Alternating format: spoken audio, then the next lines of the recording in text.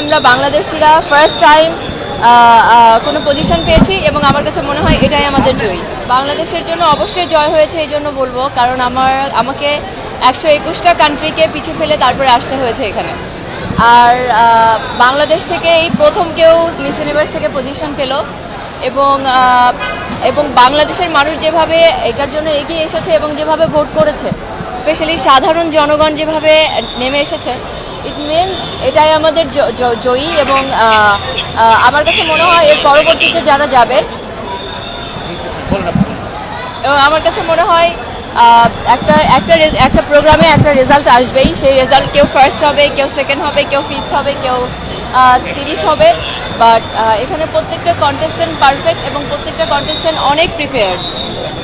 So সেই জায়গা থেকে আমরা বাংলাদেশিরা ফার্স্ট টাইম কোনো পজিশন পেয়েছি এবং আমার কাছে মনে হয় এটাই আমাদের জয়ী। এর আগে এতটা আলোচনা কিন্তু হয় না মিস ইউনিভার্স। আপনি প্রথম যে এইভাবে আলোচনা ক্রিয়েট করেন সারা বাংলাদেশে এবং বিশ্বের মধ্যে, সেটা দেখি পজিটিভ অনেক পজিটিভ। তৈরি করার মতো না, কে গেছে না গেছে জানতে না, কিন্তু এবার বলছি পুরো বাংলাদেশ আপনার সাথে ছিল।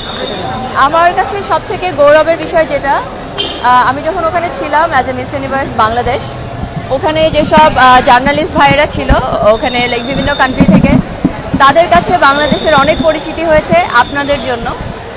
আমাদের আমাদের জন্য যারা ভোট করেছেন, যারা আমার জন্য কমেন্ট করেছেন, যারা আমার ভিডিও শেয়ার করেছেন, প্রত্যেকটা মানুষ কিন্তু হেল্প করেছে বাংলাদেশের পরিচিতির জন্য। তো ওই জায়গা থেকে আমাকে প্রত্যেকটা জার্নালিস্ট, প্রত্যেকটা অনেক কন্টেস্ট্যান্ট এবং মিস ইউনিভার্সের জাজ,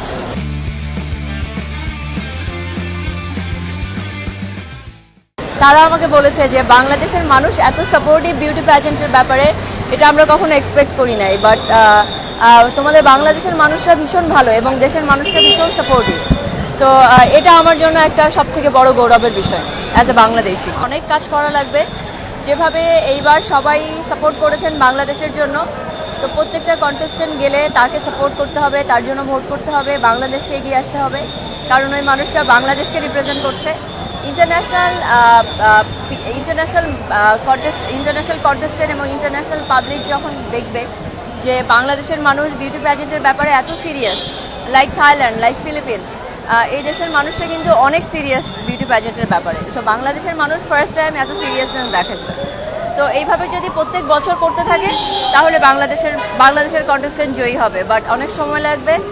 এবং ডেফিনেটলি আমার মিস ইউনিভার্সের অর্গানাইজেশন যারা আছে এবং আমাদের মিস ইউনিভার্সের ন্যাশনাল ডিরেক্টর যে আছে, সে মিস ইউনিভার্সের সঙ্গে বিভিন্ন ধরনের বিজনেস রিলেশনশিপ